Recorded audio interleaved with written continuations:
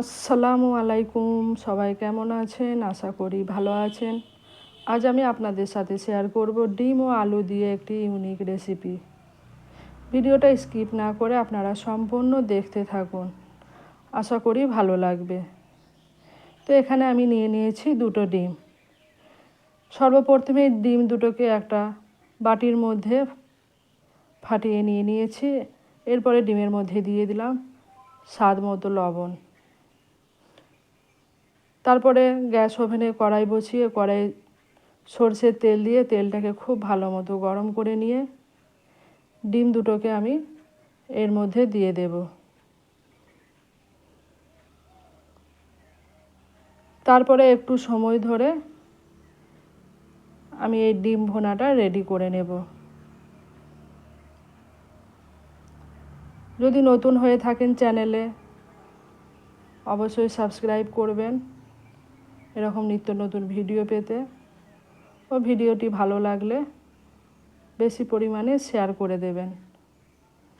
তবে ভিডিওটা সম্পূর্ণ দেখার পরে অবশ্যই আপনারা কমেন্টে জানাবেন কেমন লাগলো ভিডিওটা।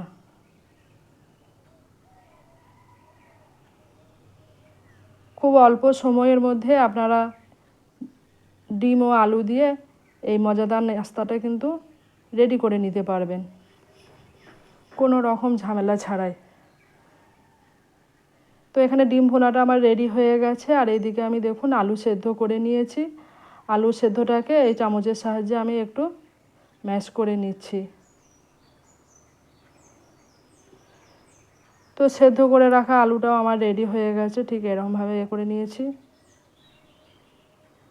তো আসুন সর্বপ্রথমে পুরটাকে রেডি করে নিই। ফ্রাই প্যানের মধ্যে তেল দিয়ে দিয়েছি। তেলটা গরম হয়ে গেলে এর মধ্যে আমি দিয়ে দেব কুচানো পেঁয়াজ।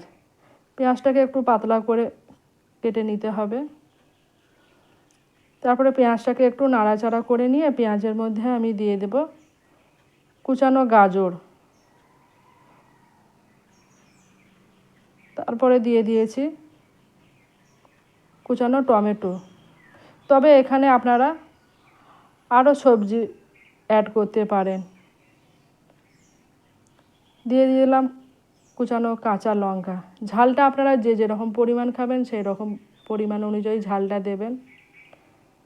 এরপরে দিয়ে দিলাম স্বাদ মতো লবণ। তারপরে সমস্ত কিছুকে একটু সময় ধরে কষে নেব।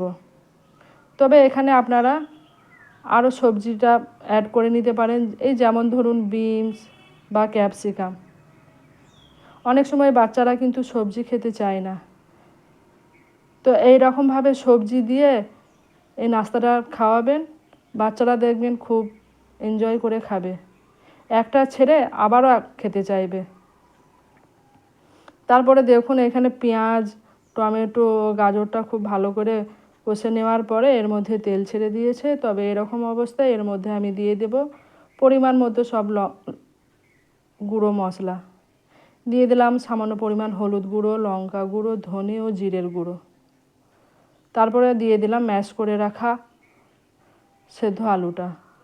তারপরে সমস্ত কিছুকে দেখুন খুন্তি দিয়ে খুব ভালো করে একটু মিশিয়ে নিচ্ছি।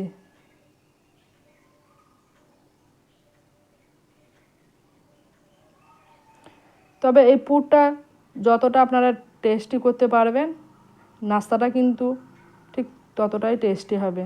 সেই জন্য সবসময় খেয়াল রাখতে হবে পুরটা যেন খুব টেস্টি হয়।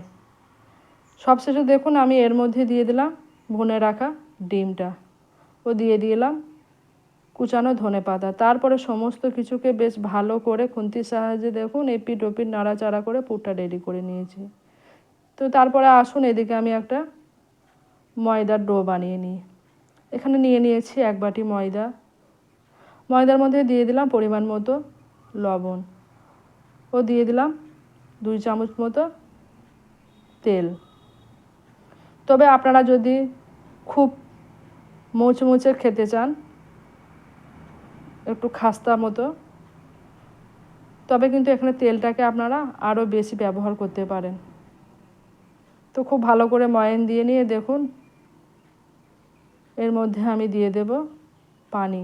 পানি দিয়ে একটা আমি ডো রেডি করে নেব।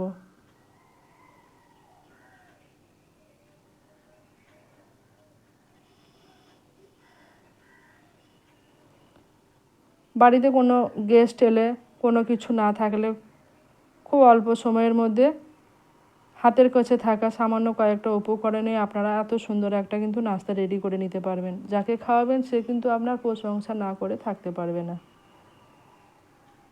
তো এখানে আমার ময়দার ডোটা রেডি হয়ে গেছে। এরপরে আমি দেখুন মিডিয়াম সাইজের লেচি কেটে নিয়েছি।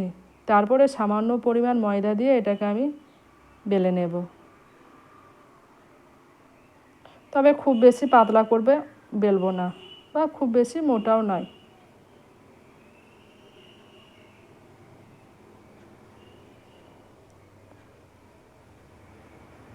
তো এখানে আমার একটা রুটি বেলা হয়ে গেছে। এরপরে আমি এই রুটির মধ্যে পুরটা দিয়ে দেব।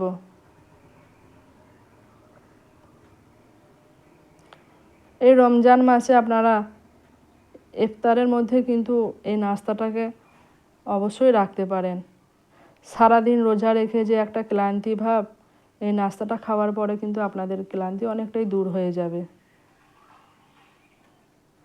তো এখানে দেখুন এই রুটির মধ্যে আমি দিয়ে দিয়েছিলাম পরিমাণ মতো পুর।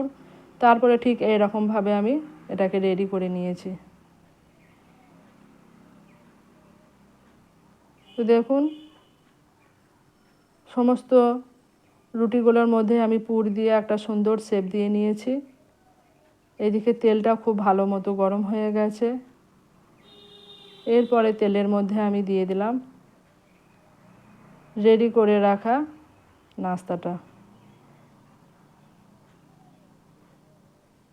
তারপরে খুব ভালো করে এপিট ওপিট লালচে করে ভেজে নিতে হবে। তবে এটাকে একটু ডুবো তেলের মধ্যে ভাজতে হবে। তো গ্যাসের ফ্লেমটাকে কিন্তু মিডিয়াম থেকে লোয়ে রাখতে হবে। তারপরে একটু সময় ধরে এটাকে ভেজে নেবে। তো দেখুন তেলে দেওয়ার সাথে সাথে কিন্তু কি সুন্দর লুচির মধ্যে এপিট ওপিট ফুলে গেছে।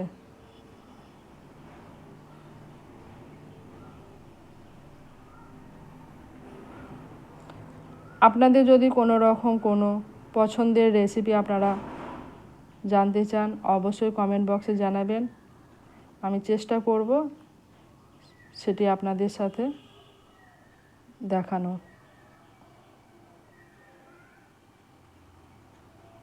তো নাস্তাটা খুব ভালো মতোই লালচে পাড়া হয়ে গেছে। খুব ভালো করে এটাকে তেল ঝরিয়ে নিতে হবে, যেহেতু এটি ডুবো তেলে ভাজা হয়েছে। তো দেখা হবে পরে আবার কোনো একটা ভিডিও নিয়ে। আল্লাহ হাফেজ।